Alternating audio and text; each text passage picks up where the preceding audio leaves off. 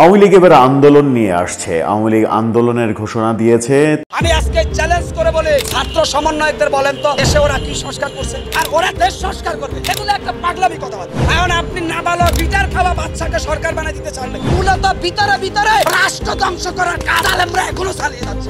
আপনারা ভালো না ভালো সাজার নাটক করেন। নরেন্দ্র মোদী শেখ হাসিনাকে ফেরত না দে আপনার আনার কোনো ক্ষমতা নাই। এই দেশে হাসিনারে আনা দরকার, কারণ জনগণের দরকার। হাসিনা এই মাসে দেশে ফিরে অবশ্যই গুড, ওনার দেশে অবশ্যই আনতে হবে। যেই ক্ষমতার চেয়ে যেই বসে তখন সেই চুরি করা শুরু করে দেয়। বর্তমানে খুব কষ্ট করতেছি আমরা, এই কষ্টটা আমরা কার কাছে বলবো ভাই? কোন এই দেশের ইউনুস পারবে একটা জিনিস, কয় টাকা উনি লোন দিলে কয় টাকা ওনার বেনিফিট আইবে, এটা ইউনুস সুন্দর করে পারে। শুনেন, ইউনুস রাজনৈতিক ব্যক্তিত্ব না, ওনারে সবাই আপনার সাপোর্ট করবেন। কোথায় এরকম উন্নয়নমূলক কর্মকাণ্ড করবে? একমাত্র আওয়ামী সরকারি পাবে। বাংলাদেশ আওয়ামী লীগ ঐতিহ্যবাহী সংগঠন। আমার তো মনে হয় না যে আওয়ামী লীগ ছাড়া নির্বাচন হইলে এটা গ্রহণযোগ্য।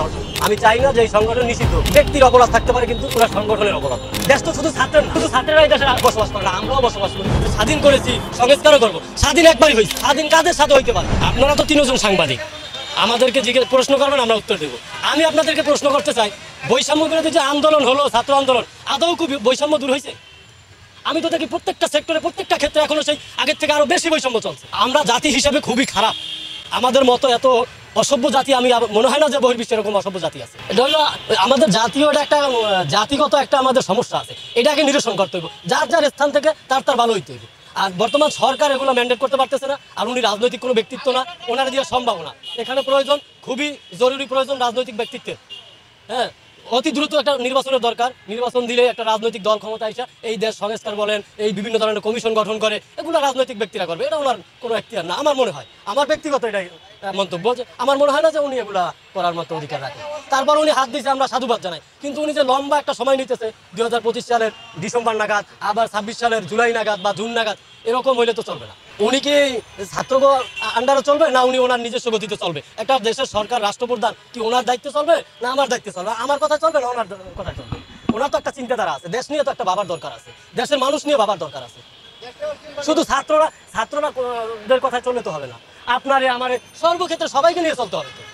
দেশ তো শুধু ছাত্রের না, শুধু ছাত্রেরাই দেশে বসবাস করে না, আমরাও বসবাস করি। ছাত্ররা কারা? ছাত্ররা আমাদের সন্তান, আমাদের ভাই, আমাদের ভাতিজারাই তো ছাত্ররা।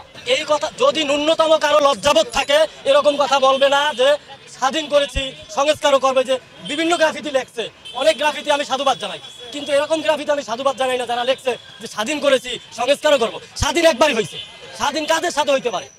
এটা বলতে পারে? আমি স্বীকার করি যে এটা একটা ফেসিবাদী সরকার উত্থান হয়েছে, গণতন্ত্রের একটা উত্থান হয়েছে, বা গণতন্ত্রের বাক স্বাধীনতার যে একটা আমাদের বিষয়, এগুলো আমরা হয়তো করেছি, অর্জন করেছি। কিন্তু ওই যে স্বাধীনতা পেয়েছি, দ্বিতীয় স্বাধীনতা, এটা বলা যাবে না। ন্যূনতম লজ্জাবোধ থাকলে এরকম কথা বলতে পারে না, কোনো শিক্ষার্থী বলতে পারে না, যদি তার মৌলিক কোনো শিক্ষা থাকে। এগুলো বলে হলে তাদের খামখেয়ালি বলা। বর্তমানে তারা যা করে সবই খামখেয়ালি বলা। কোনটা আপনি দেখেন নিয়ন্ত্রণের ভিতরে আছে? আপনি আমার একটা সেক্টর দেখান যে এটা নিয়ন্ত্রণে আছে। নিম্ন স্তর থেকে উচ্চ পর্যায়ের যে কোনো সেক্টর আপনার বিশৃঙ্খলা, সন্ত্রাস, নৈরাজ্য, রাহাজানি প্রত্যেকটা ক্ষেত্রে চলতেছে। না, এরকম ছিল না। এই যে ডাকাতি, চুরি, সন্ত্রাসী, রাহাজানি, এটা ছিল না। বিভিন্ন দুর্নীতি করছে, বড় আমলারা করছে, আমরা অস্বীকার করবো না। আমি দুর্নীতি করছে আমরা। শোনেন, উন্নতি করতে হইলে দুর্নীতি হবেই। যে কোনো রাষ্ট্রে উন্নত না হইলে দুর্নীতি হবে না, উন্নতি করতে পারলে দুর্নীতি হবেই। ওখানে বড় বড় মেগা প্রকল্প করছে, দুর্নীতি হয়েছে ওখানে। 1 কেজি চাল দিয়ে তো আপনার আধা কেজি কম দিয়ে দুর্নীতি করা যায় না, ওখানে হয়তো 1 মুঠ কম দিয়ে দুর্নীতি করা যায়। তো বড় বড় মেগা প্রকল্প করছে, দুর্নীতি করছে। দুর্নীতি যেমন করছে তাদের বিরুদ্ধে মামলা হয়েছে, অ্যারেস্ট হইতেছে, রিমান্ড হইতেছে। এই তো তাদের মামলাগুলো বিচারাধীন প্রক্রিয়া আছে, ট্রাইব্যুনাল গঠন করছে। আমি ব্যক্তিগত যে আমার মন্তব্য হলো, বাংলাদেশ আওয়ামী লীগ ঐতিহ্যবাহী সংগঠন। স্বাধীনতা সংগ্রামের আগের থেকে, ভাষা আন্দোলন থেকে এই আওয়ামী লীগ সংগঠন ঐতিহ্যবাহী সংগঠন। আমি চাই না যে এই সংগঠন নিষিদ্ধ হোক। ব্যক্তির অপরাধ থাকতে পারে, কিন্তু পুরো সংগঠনের অপরাধ না। শুনেন, বাংলাদেশ স্বাধীন হয়েছে সম্ভবত আমার হয়তো, আমি যেটা যতটুকু জানি, হয়তো 52 বছর, 52 কি 53 বছর, 53 বছরে শুধু কি আওয়ামী লীগ শাসন করছে বাংলাদেশের রাষ্ট্র? বিগত আরো সরকার শাসন করছে। উল্লেখযোগ্য কোনো উন্নয়নমূলক কর্মকাণ্ড যদি আপনাদের চোখে পড়ে আমাকে বলেন, আমি উত্তর দিয়ে যাই। কোথায় এরকম উন্নয়নমূলক কর্মকাণ্ড করছে? একমাত্র আওয়ামী সরকারই পারছে। দুর্নীতিও যেমন করতে পারছে, উন্নয়নও করছে। এতটা সরাসরি সম্ভব না, এগুলো পরিকল্পনা মাফিক আগাইতে হবে, ধাপে ধাপে আগাইতে হবে। কিন্তু জাতির ঐক্যবদ্ধতা দরকার আছে। ইউনুস রাজনৈতিক ব্যক্তিত্ব না, ওনারে সবাই আপনার সাপোর্ট করবে না। শোনেন, আমি যদি বলি এখন, হয়তো বা আমি বাড়ি যেয়ে থাকতে পারবো কিনা আমি জানি না। যদি বলি ইউনুস পারবে একটা জিনিস, কি পারবে ইউনুস? কয় টাকা উনি লোন দিলে কয় টাকা ওনার বেনিফিট আইবে, এটা ইউনুস সুন্দর করে পারবে। আমি ছোটবেলায় দেখছি, যদি গ্রামীণ ব্যাংকের কিস্তি না দিতে পারছে, হাঁস ধরে নিয়ে গেছে, মুরগি ধরে নিয়ে গেছে, টিন খুলে নিয়ে গেছে, এগুলো আমি দেখছি। ইউনুস এটা পারবে 100-তে 100।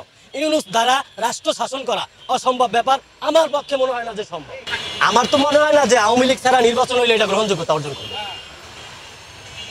আওয়ামী লীগ তো আমার মতো রিক্সাওয়ালার দল না, আর 5 জনের সংগঠন না, 8 জনের সংগঠন না। আওয়ামী লীগ প্রাচীনতম ঐতিহ্যবাহী সংগঠন।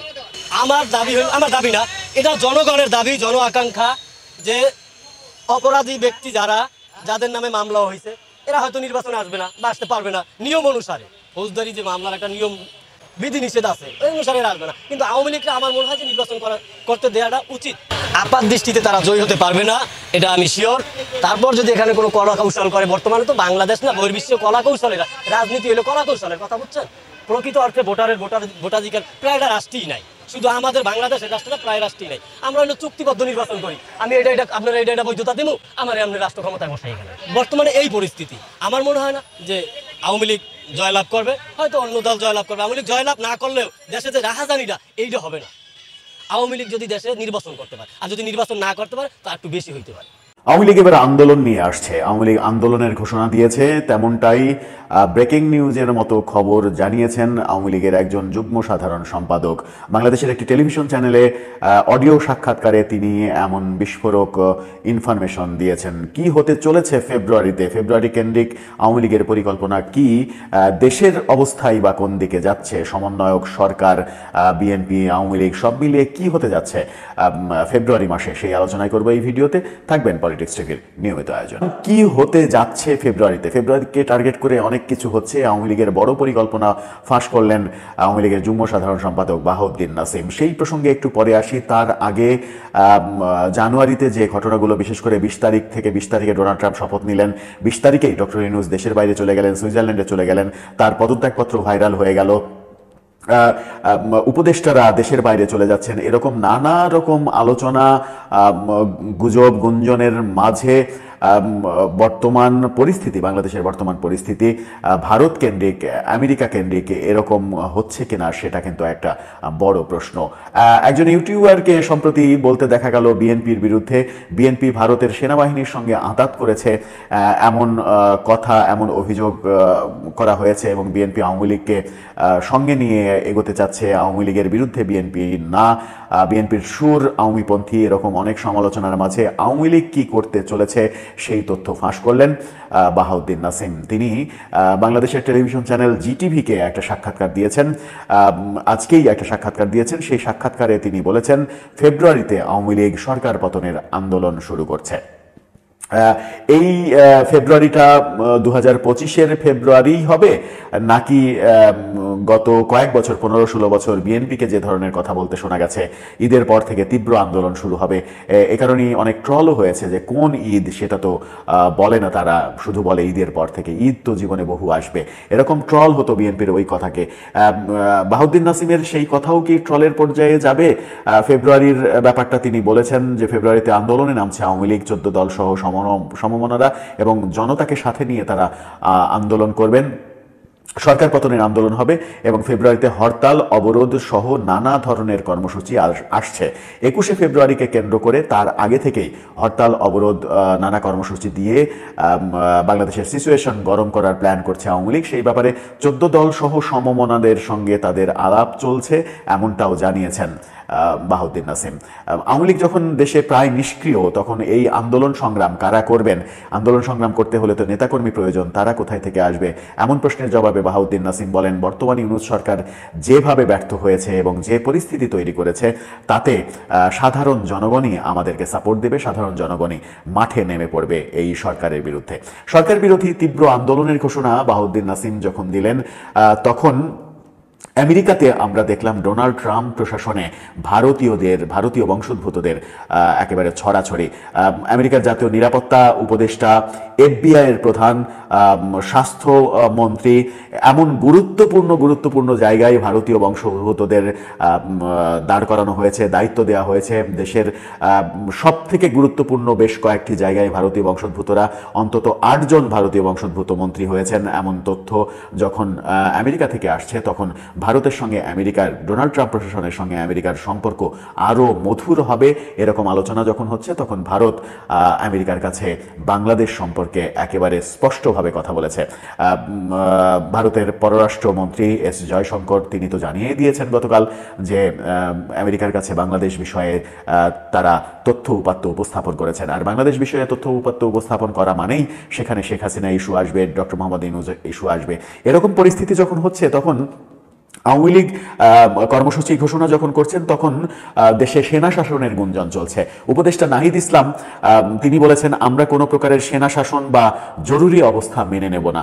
অর্থাৎ তিনি যখন এই কথা বলছেন, তখন সেনা শাসনের সম্ভাবনা যে তীব্র হচ্ছে সেটা কিন্তু স্পষ্ট বলে দেয়া যায়। অন্যদিকে মির্জা ফখরুল তিনি মন্তব্য করেছেন, ছাত্রদের প্রতিনিধি সরকারে রেখে দল যদি নির্বাচন করে তাহলে বিএনপি মানবে না। অর্থাৎ সরকারে ছাত্র প্রতিনিধিরা রয়েছে, ছাত্ররা দল করে তারা সরকারে থেকে যদি নির্বাচন করতে চায় তাহলে বিএনপি নাম মানবে না। সব মিলিয়ে সরকার একটা টালমাটাল অবস্থায় যখন রয়েছে, তখন আওয়ামী লীগ তাদের কর্মসূচি ঘোষণা করলো ফেব্রুয়ারিতে কি শীতের পড়ন্ত সময়ে মাঠ উত্তপ্ত হয়ে যাবে, রাজনীতির মাঠ অন্যরকম আবহে চলে আসবে।